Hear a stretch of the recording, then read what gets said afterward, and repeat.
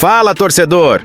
Segura, porque essa história de Diniz, Vasco e emoção no talo tá rendendo demais. E você vai entender. Como acho que pouquíssima gente imaginava também o Vasco esse ano desbancando favoritos. O Diniz meio que contratou uma crise, né? Porque ele tirou o Verratti. Pra mim, o Vasco chega até a final por conta de Fernando Diniz. Você via que o Vasco continuava perseguindo a vitória e o Fluminense estava meio que querendo administrar. Vamos ver o que acontece. Agora, porque esse capítulo virou uma verdadeira novela épica do nosso futebol. Ontem, no Maracanã, Fernando Diniz mostrou mais uma vez por que é sinônimo de adrenalina pura. Na volta do intervalo, com o Fluminense vencendo por 1-0, ele vira para a torcida e solta aquele Vitória Vasco, Vitória Vasco, cheio de confiança naquele estilo que só ele tem. Tudo isso e muito mais, você confere agora. Veja só. Eu queria falar também um pouco do Diniz, que ontem volta do intervalo, sinalizando para sua torcida, Vitória Vasco, Vitória Vasco. E a cena, que é muito bonita, vai para o telaço do Maracanã e ele recebe vaias da metade tricolor que lá estava. O Diniz é muito personagem dessa caminhada do Vasco, né? Porque, olha lá, isso é a volta do intervalo, estava Fluminense 1-0, e ele, no alto da sua confiança, essa cena é muito marcante. Tenta, né, passar aquela mensagem de confiança. Gravei hoje pro GE, tá no ar já, inclusive. Quando você contrata o Diniz, você contrata a emoção. Você contrata uma montanha-russa para a sua vida. Você quer sair do marasmo. Você só tem uma garantia. A sua vida não vai ser monótona como torcedor. Então, assim, você vai amar o Diniz quando o seu time tiver 5 vitórias seguidas, 6-0 no Santos. Diniz, melhor que Guardiola, eu te amo, maravilhoso. E vai detestar o Diniz porque vai vir uma sequência ruim também. Não tem meio termo com o Diniz. Como veio. O Vasco, nos últimos 8 jogos do Brasileiro, perdeu 7.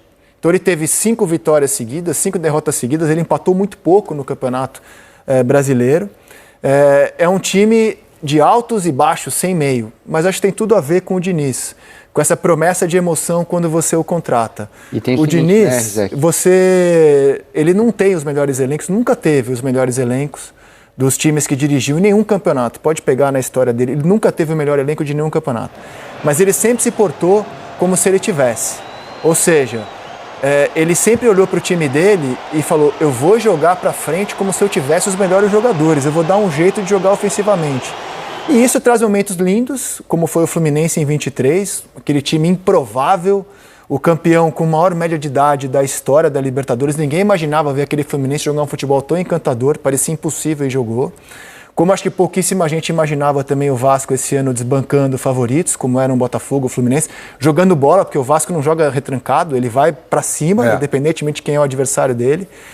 Então você contrata a emoção está entregue.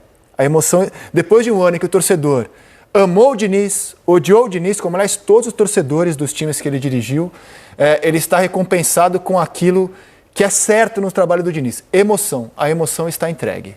Não, e o seguinte, eu acho que só para rememorar um pouquinho, você citou, passando, né, os 5-0 que o Galo aplicou, eu estava lá em Belo Horizonte, no estádio, no jogo, e foi um jogo, assim, muito preocupante, porque era um Vasco misto, quase todo reserva. Ficou com 10 logo no início, né? Fica com 10 logo no início, e aí, eu falei isso na transmissão até, o Diniz meio que contratou uma crise, né, porque ele tirou o Verratti, quando estava 1-0 e com 1 a menos por causa da expulsão do Hugo Moura.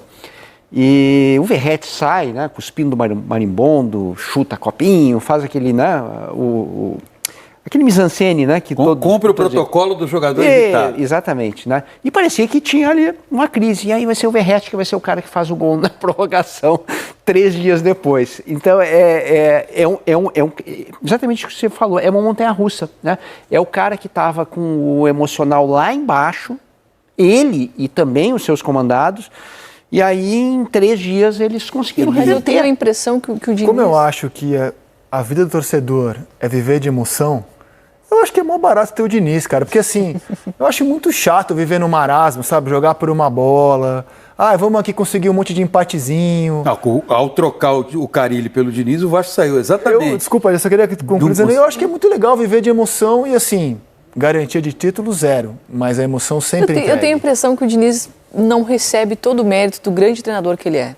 ele é essa montanha-russa, ele tem as suas convicções muito bem firmes, defende o elenco dele com unhas e dentes, demorou para tirar o Verratti do elenco, quando tinha outros jogadores pedindo passagem, quando o Vasco pediu outra coisa, até provavelmente para uma gestão de grupo, assim. Mas ele tem muito mérito no que ele faz. Para mim, o Vasco chega até a final por conta de Fernando Diniz, pelo que ele faz com esse elenco do Vasco. Para mim, o elenco do Vasco não está entre os 8 melhores do país. Para mim, o elenco do Vasco tem sérias fragilidades, principalmente quando os titulares saem. Só que olha o que ele fez com o Ryan, olha o quanto que ele projetou o Ryan.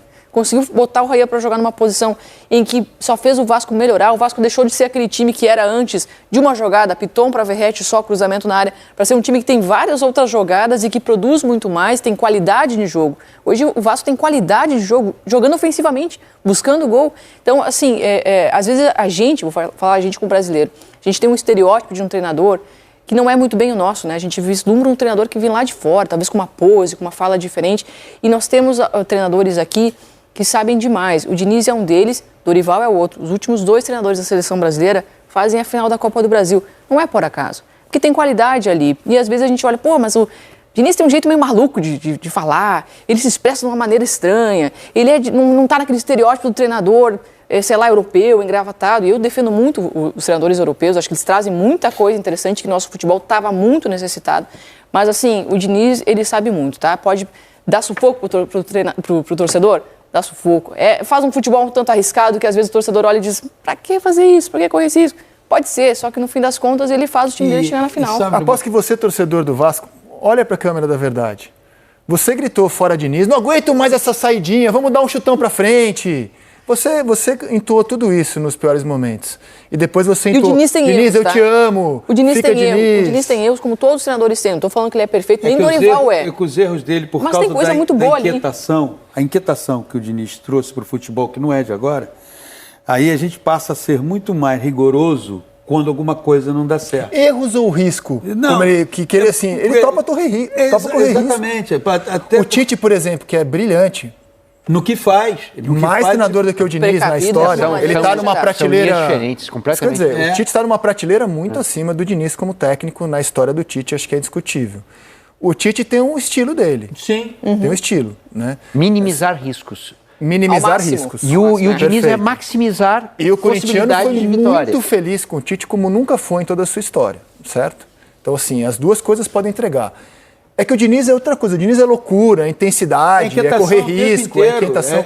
E ainda bem, porque imagina que chato seria se no futebol você tivesse times e treinadores jogando da mesma forma. Chato seria a vida, se fosse Exato. Assim. Então, assim, acho que viva a diversidade. Se você olhar o jogo de ontem, há um determinado momento do jogo que você via que o Vasco continuava perseguindo a vitória e o Fluminense estava meio que querendo administrar. Vamos ver o que acontece. Quando sai o Everaldo e entra o John Kennedy, quando sai o Acosta. Que é um pouco a marca do Zubeldia, né? O Zubeldia, a gente pode rodar os melhores momentos, o Zubeldia me parece um treinador mais pragmático mesmo. Ele controla o placar, ele tenta administrar o placar. Exato. Vamos rodar os melhores momentos, e o Fluminense contar a história da classificação por esse do Vasco. caminho. E o Vasco não, o Vasco estava o tempo inteiro. Tanto é que isso já aconteceu no primeiro jogo, o gol marcado pelo Vasco, ele começa numa falta batida rapidamente aos 47 do segundo tempo. Estava 1-1 o jogo. E ontem o Vasco transformou o Fábio no melhor em campo. Por quê? O Léo Jardim, efetivamente, só foi fazer defesa na cobrança de pênalti.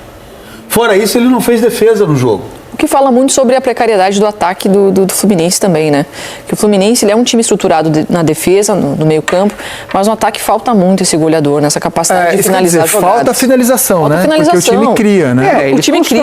Tem os dois atacantes que ele utilizou, primeiro o Everaldo e depois o John Kennedy, não fizeram uma boa temporada, né? Nem uma fase. A temporada de ambos foi muito abaixo do que certamente o Fluminense esperava. O Vasco faz esse gol contra com o Paulo Henrique, mas o Vasco é dominante no jogo o tempo todo. Agora, doutor, olha que curioso, né? O Fluminense faz 1-0. Eu, pelo menos, acho que o Fluminense é mais time do que o Vasco. Apesar do Vasco ter passado pelo Fluminense, eu acho o Fluminense mais time, vinha no melhor momento.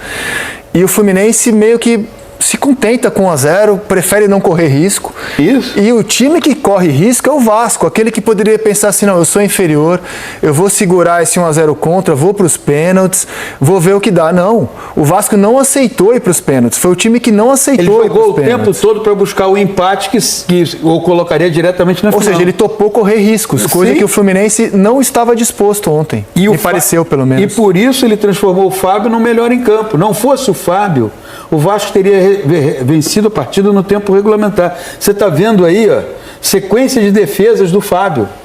O jogo inteiro. O Fábio ontem passou uma sensação assim, que a gente já falou diversas vezes, não é novidade para ninguém, mas assim, poxa vida, esse cara merece estar na seleção.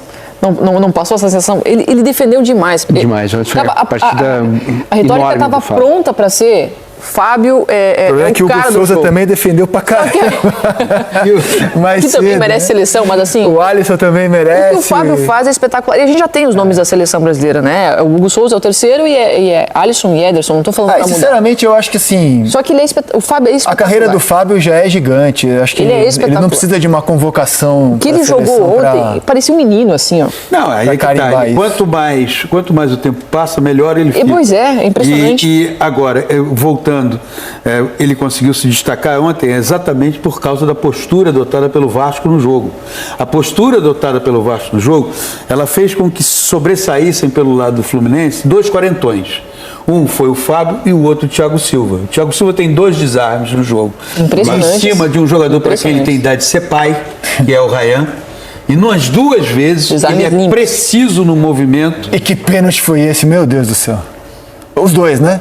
O do Coutinho, brilhante, e o do Canóbio, risível, né? Agora, aí vale uma outra questão, fraco no né? meio. Na entrevista coletiva depois do jogo, o Fernando Diniz, ele dá a seguinte declaração: eu não treino pênalti só quando tem a possibilidade, eu treino pênalti constantemente. Porque se você for olhar, a maior parte dos jogadores do Vasco bate com uma precisão que já tinha sido vista na eliminação para cima do Botafogo, também no Newton Santos. O Vasco tem o Léo Jardim como um excelente defensor de pênalti, sim, mas o Vasco tem um aproveitamento da cobrança de pênalti que é espetacular. Foi a terceira disputa de pênaltis do Vasco na competição. Quando você olha a caminhada do Vasco nessa Copa do Brasil, você vai perceber que a vida dessa torcida aí não é fácil. Não é fácil. Não. Ela não tem sossego, ela não tem direito a falar assim, não, hoje eu vou em paz para São Januário, para o Maracanã, tá tranquilo, hoje vai ser de boa. Isso é impossível para o vascaíno e ele sabe disso. Aliás, o Diniz estreia na Copa do Brasil contra o Operário, o jogo da volta, mas daqui a caminhada inteira. Começou com o Carille, elimina o União Rondonópolis na primeira fase. Na segunda fase, passa pelo Nova Iguaçu, com esse golaço do Coutinho. Que golaço. Isso foi em outra encarnação, né? Faz tempo esse jogo. Aí na terceira fase, o Carille cai, o Felipe dirige a ida contra o Operário. E na volta, a estreia do Diniz, na Copa do Brasil. Né? Passa nos pênaltis. Foram 2 empates por 1-1. E passou nos pênaltis, cara. E olha... Agora eu quero saber de você. Depois de tudo isso que aconteceu no Clássico, dessa montanha-russa de emoções com Fernando Diniz, do Vasco atacando sem parar, do Fluminense tentando administrar, do Fábio pegando tudo e da coragem absurda que o Diniz coloca nos times que dirige, você acha que o estilo do Diniz compensa todo o sofrimento, mesmo com riscos gigantes e sequências de derrotas? Ou você acredita que o Vasco deveria ter um treinador mais pragmático, que controle mais o jogo, minimize riscos e entregue uma caminhada mais segura, mesmo que isso signifique menos espetáculo e menos emoção? Comenta aí embaixo a sua opinião sincera e o porquê, que eu vou fixar o melhor comentário para todo mundo que chegar ao vídeo ler. E não esquece de se inscrever no canal, ativar o sininho e deixar aquele like para fortalecer nosso trabalho e continuar trazendo conteúdos como esse. Que Deus te abençoe e até a próxima, família! Valeu por assistir. Se ainda não se inscreveu, aproveita agora, ativa o sininho e compartilha com a galera do futebol.